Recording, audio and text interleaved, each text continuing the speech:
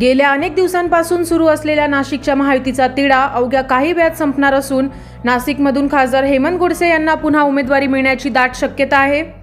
याकरता मंगळवारपासून महायुतीच्या बैठका सुरू असून मुख्यमंत्र्यांनी खासदार हेमंत गोडसे यांचं नाव लावून धरल्याने खासदार गोडसे यांना नाशिकातून तिसऱ्यांदा उमेदवारी मिळण्याची दाट शक्यता आहे। भाजप प्रदेश अध्यक्ष चंद्रशेखर बावनकुळे यांनी आज नाशिकमध्ये विविध बैठका घेत छगन भुजबळ यांच्या भुजबळ फार्म या ठिकाणी येऊन त्यांची भेट घेतली। यावेळी त्यांना महायुतीच्या उमेदवाराविषयी विचारले असता त्यांनी ही जागा शिंदे गटाची आहे आणि मुख्यमंत्री एकनाथ शिंदे या जागेचा निर्णय घेतील असे सांगितले। आता राष्ट्रवादी आणि आम्ही भाजपने म्हटलं आहे की त्यांची सिटिंग सीट आहे, त्यामुळे सिटिंग सीट असल्यामुळे एकनाथ शिंदे निर्णय करावा। आमचा काय अधिकार आहे, आमचा काय संबंध आहे? संबंध महायुतीचा आहे, त्यांनी दिलेल्या सीट निवडून आणण्याचा आमचा संबंध आहे।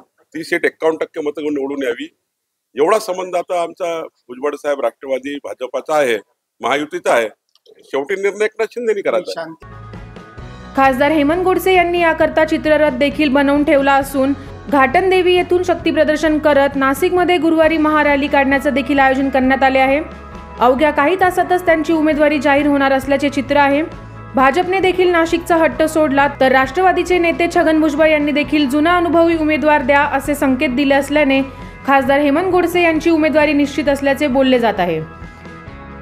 9 न्यूज महाराष्ट्र ब्युरो, नाशिक।